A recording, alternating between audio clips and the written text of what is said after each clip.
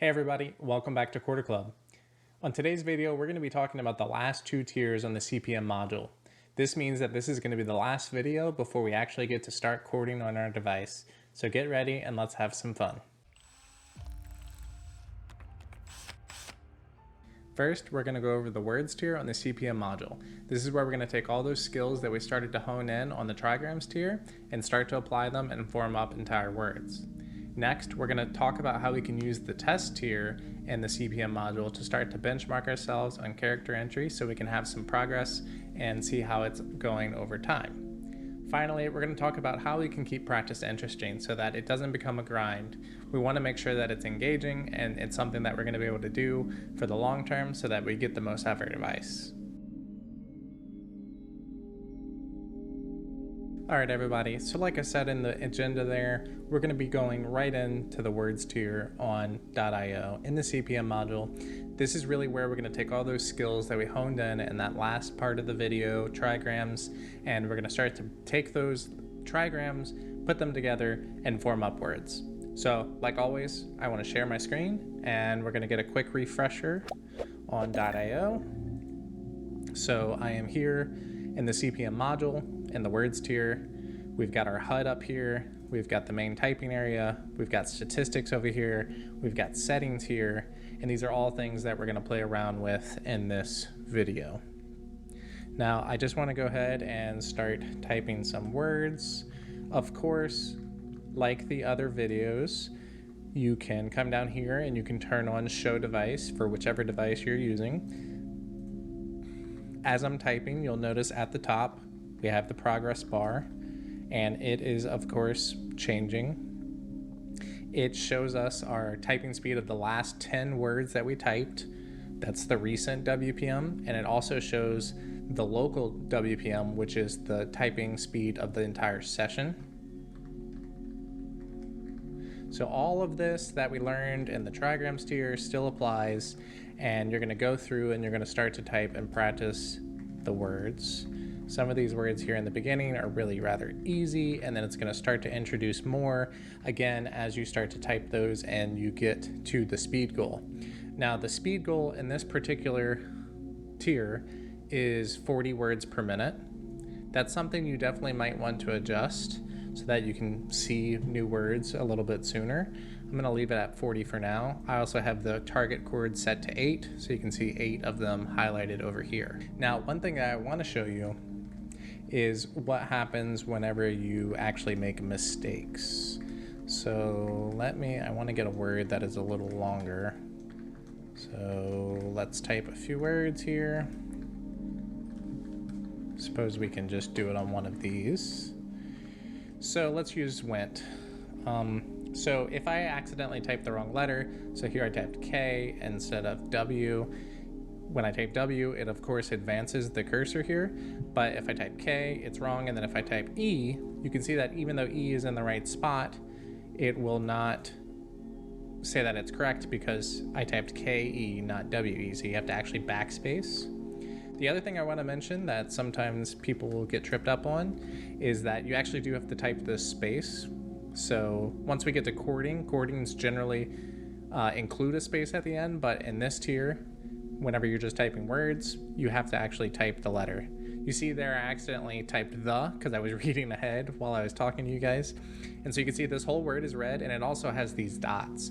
So when it has the dots like that, what that means is that you typed a word that is longer than the text and it was incorrect. So in this case I typed the, and so you can see the whole thing there, and then when I press spaced, it tried to move on to the next one. It's got it highlighted saying that, hey, you typed that wrong. Now I am just typing here.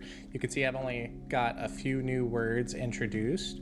So why don't we play around with the settings so we can maybe get a little more practice on some other words.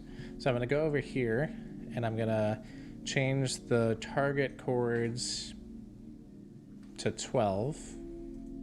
And so you can see now I have 12 highlighted here in gray. So that should get some new words to me sooner.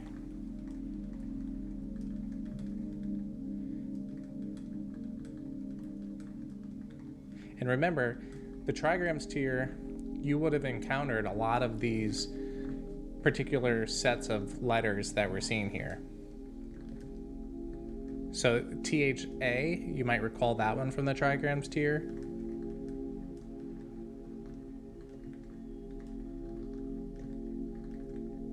And this is basically the words tier. Now, I look at that, I wrote the word words as I was trying to say the word. I think there's about 300 words in here, if I'm not mistaken. I think it's the top English 300 words. So you're gonna want or need to go ahead and try to type all 10 of those to get the progress bar to fill all the way up. Now, the next part of this video is gonna be talking about the test tier, and you don't have to finish this particular section, this tier, in order to proceed to the test tier. So I think that's all I wanted to show you on the words tier. Oh, I do remember one more thing that I wanted to show you. So this HUD is set to dynamic. So this setting over here, dynamic HUD. If you uncheck that, oh, sorry, not display HUD, dynamic progress bar. If you uncheck that, you can actually set what the scale of this guy up here is. And you can configure that. So if you have a particular target that you want to keep it all the time, I just keep mine on dynamic, and you can see, the blue bar and the red bar there, but feel free to play around with these settings and see what they do for you. So, like I said, this next part of the video, you don't need to finish the words. You don't have to progress it fully to 100. Once you've done that, that means that you've practiced all of the words in there at least 10 times a piece, and you can kind of go through your statistics and see how you've done on each of those, so you can see which words you need more practice with. And again, like I had mentioned in some of the earlier videos, this practice slow, it's called practice slow chords, but practice slow words or terms, it is gonna feed you the ones that you need the most practice on, or the ones that you're slower on. So that's really good. Once you've actually gone through them all, you'll start to see the ones that you need the most practice on, and so you'll get that reinforcement learning, similar to spaced repetition. Now, so for this test section, you can think of it basically as a bit of a benchmark. So it's a 25-word test chosen from those 300 words, and you basically can take this, and I'll show you here in a sec.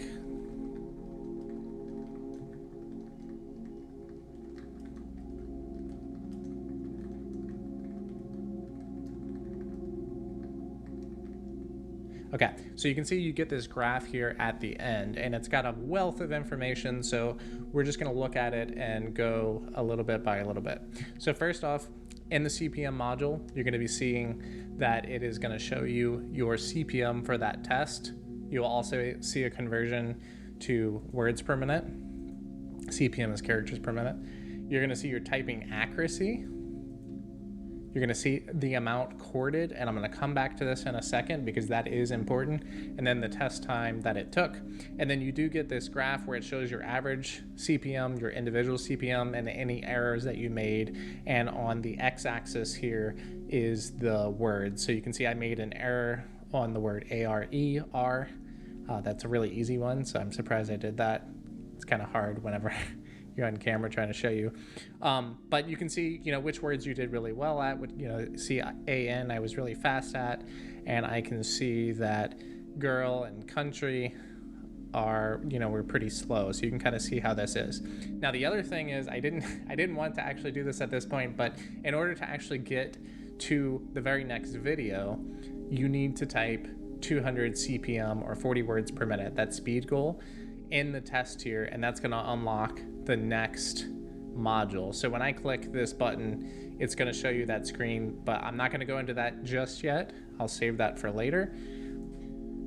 So we're just gonna click out of that. So what I do wanna show you though is that now that I've done that test, you can see up in the top here for the CPM module, it has updated my global statistics, my global metric related to that. So I've got 553 CPM. And so you can kind of see at a glance where you are in the various different modules in this little guy here. Now, the other thing I want to show you is to go into the dashboard. So if you click your profile icon, you'll come into the dashboard. And so you're going to see a graph for the CPM module, and it's going to show you your best words per minute and your average speed. Mine only has one because I've only done one day. But the idea is that if you test yourself, you benchmark yourself a few times every day or once a day, and you do that over time, you'll be able to see this graph grow up. And maybe I'll fake one and I'll show it up on the screen for you guys to show you what it would look like. But this is a great way just to see how you're doing over time on average. Now, what I did want to show you was that once you start to work on this test here, if you start to weave in a little chording, you're actually going to get a message at the end that it can't count, because the whole point of this metric is that you want to be using CPM and not chording. So there I've chorded a few words there, and you'll see that I got 16% chorded. And you're going to see this red note here, and it says only test with a minimum accuracy of 95%. So you can't just, spam a bunch of buttons and try to get through the test. And less than 5% words chorded are counted towards your progress. So you can't just go into the CPM module and chord a bunch of words. This metric is related to you actually using the device with character entry. And so that's letter by letter and not chording. So I definitely recommend to stick to that. There is this this thing that happens that a lot of people talk about once you do start chording, that it's kind of hard not to chord when you think of a word. And so that may happen to you, but right now you're just learning your device. You're not going to have that issue. So definitely stick to it, take your time, and try to make an accurate test so that you can start to see how you progress over time. All right, so with this test here, we now have a way to track how well we're doing over time. And that's really great. That's going to be a super motivator for you, especially in the early days where learning and progress is really rapid and it's easy every day, every other hour, whatever, of practice to basically make a new record. So at some point that's going to stop, okay? And what I want to talk to you about is basically how do you progress past that point? How do you prevent making practice feel like a grind? How do you keep it interesting so that you don't lose interest because you push yourself too hard, etc. Whatever it is, how do we keep it interesting? So I have a few tips for you that I want to go over. So why don't we dive right into that? The first tip is basically to make sure that you're practicing in chunks. I think I mentioned this in the trigrams video, where getting sleep is really beneficial for the learning process and for moving that memory, that muscle memory, and that learning that you're doing in your sessions from short-term memory into longer-term memory. A lot of people have this tendency when they get the device to just put hours after hour after hour into it, trying to practice and progress. Again, because you're chasing those highs. You're seeing that progress every single day, and so it's really exciting. And what I've seen a lot of people do, and I don't want you to do, is to get burnt out by that. There's diminishing returns to how many hours you can practice on a given day. And I really would rather you spend your time, I'm all for you practicing a lot and, you're really excited. You're really excited and you just love it and you're, chasing those new records. I think that's great. I don't want to discourage you from doing that, but I do want you to just be mindful of it. If you feel like you're spending a lot of hours per day practicing, you could probably dial it back a little bit and then just spread it out over time, because I think you're going to get those new records easier doing that with less time. So it's not going to feel as much of a burden or like a grind. One of the things I always like to say is that learning how to master the ChorderClub device is a marathon. It's not a sprint. You can sprint many times as you practice, but just remember the long-term goal is a much bigger picture, and it's going to take a lot of time and, just perseverance through those plateaus that you might encounter where you're not going to see any speed gains or what have you. So on that particular topic of, encountering plateaus where you feel like you're not making progress, I think one of the things that helps with this is just having variety. They kind of say I think there's this quote where it's like, variety is the spice of life. And when it comes to learning how to use your device, I think that is really applicable. So basically, every time you come to practice, don't stick to the exact same routine. Don't practice the exact same thing for the exact same amount of time every single day. I mean, maybe that works for some people, but I think that can tend to lead people into this burnout, which we really don't want to have to happen. Changing up what aspect of your device that you're learning really helps to challenge yourself and make sure that you're pushing yourself in new ways, which is going to unlock those new speeds, those new masteries that you didn't have before, because you're changing up how you're approaching the problem, giving your brain a chance to form those pathways in slightly different ways. And, speaking about this topic of variety, while here at ChorderClub, we think .io is designed to really help you learn and master your ChorderClub device, it's not the only website in the world for learning how to type. Okay, there's tons of other sites, and we actually have a few that we want to share with you on this video to show you just some of the other options that you have that we at ChorderClub and also our community love to recommend people to learn how to use their device. So the first of those sites that I want to go ahead and share my screen and show you is, of course, KeyBR. Now, KeyBR is a great website for learning how to use character entry on your device. You can ignore the giant keyboard here unless you're using a light. That would be helpful. If you're using a ChorderClub 1, that's okay. You can ignore it. But basically what this site does is at the beginning, it's going to introduce you the most common letters first. So E, N, I, T, R. And it's going to benchmark you on those letters, and it's going to generate these words, often trigrams, bigrams, and just words that look like English words or have commonalities with English words, and then give those to you that target a specific letter. So at any given moment, you're targeting a specific letter. Every word's going to have that letter, and they all resemble real words. And it's really just a great website. We love to recommend this one to people. You can see that talking and typing is very hard for me.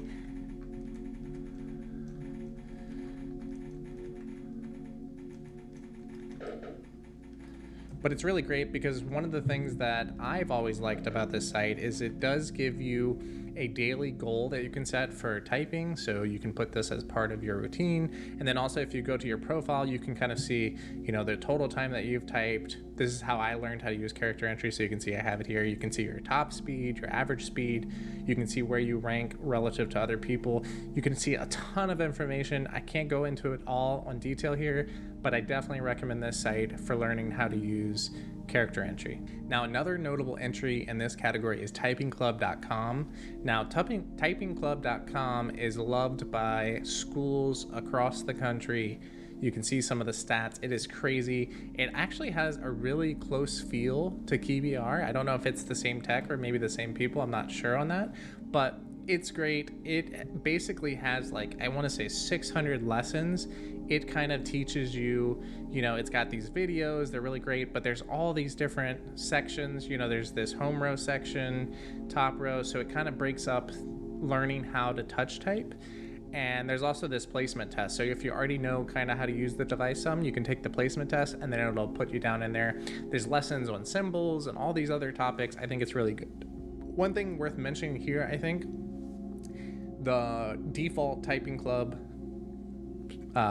lesson plan focuses on QWERTY, but if you use the Dvorak one, that's actually going to work better if you're on a ChorderClub 1. If you're on a ChorderClub Lite, just choose whichever one corresponds to whichever key mapping that you like to use. Now, the next site we could not do this video without mentioning, and that is, of course, MonkeyType. Now, if you don't know anything about MonkeyType, you basically have not been paying attention to the typing world in the last few years. This website has exploded in popularity. If you come up here to the About section, you can see 862 million tests taken. That is extremely crazy. The total time spent typing, 344 years. It's just incredible. Some of the fastest typists in the world will use this site. It's basically a super customizable, minimalistic site for typing. There's different test modes, time, words, quote. You can change the length of it, etc. You can track over time how you're doing on typing. So I think this is my ChorderClub Lite account, so you can see some of my records here. But and you can see how you're doing over time. There's a wealth of statistics here and lots of people use it. There's also this leaderboards, which is really cool. So like I said, you can see some of the fastest typists in the world, Rocket, etc. So Monkey Type, we love it. It's a great website, and I definitely recommend if you just have some typing you want to do. There are a ton of features here that really let you practice certain aspects, from typing different custom text to typing punctuation and numbers. I could make a whole video just on Monkey Type, so if you're interested in that, definitely let me know down in the comments. Now, the last site I wanted to mention, and there's just no way we could mention all the sites that we love, is Z-Type. Now, Z-Type is a sort of little minimalistic game. It's reminiscent of Space Invaders, if you ever played that back in the day. It's a shoot 'em up where you basically type letters. So I'll just show you here. Hopefully this isn't too loud.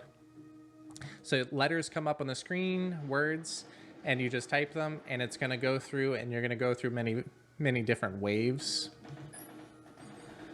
It's a really fun little game. It's super simple. It's just typing letters.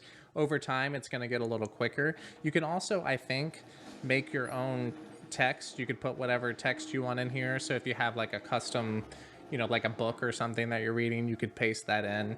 But this is a really great way to just, have some fun, play a little game. There's also a ton of other games that you can find for typing, but this is definitely one I love. It's very simple, very easy to access.